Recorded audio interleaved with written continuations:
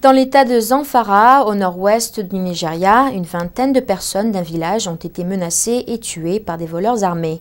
Le reportage qui va suivre va nous en dire plus.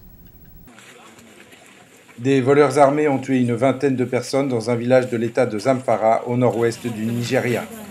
Selon les autorités, une attaque similaire avait déjà eu lieu en juin dernier. Les hommes armés auraient menacé les habitants, leur ordonnant de leur donner leur argent avant de tirer et de les tuer.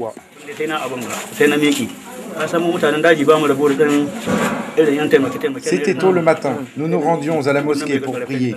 Nous avons entendu des gens crier, les hommes armés ont commencé à tirer sur les gens, d'autres ont été blessés à coups de machette. Je me suis défendu avec ma main et je me suis enfui. Ils m'ont poursuivi, mais Dieu n'a pas voulu que je meure aujourd'hui.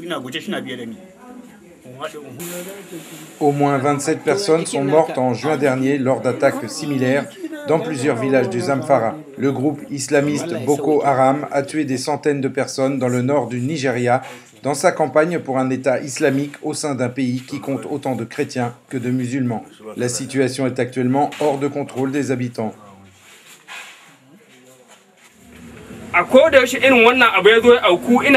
Les gens du Zamfara connaissent ce genre de problème. Malheureusement, nous vivons dans une grande forêt en bordure des États du Kaduna et du Katsina. Les criminels qui ont été chassés de ces États se réfugient dans notre forêt. Parfois, nos vigiles attrapent ces criminels et les remettent aux autorités. Mais quelques jours plus tard, ils sont relâchés et ils reviennent vers nos villages et tuent ceux qui les ont fait arrêter.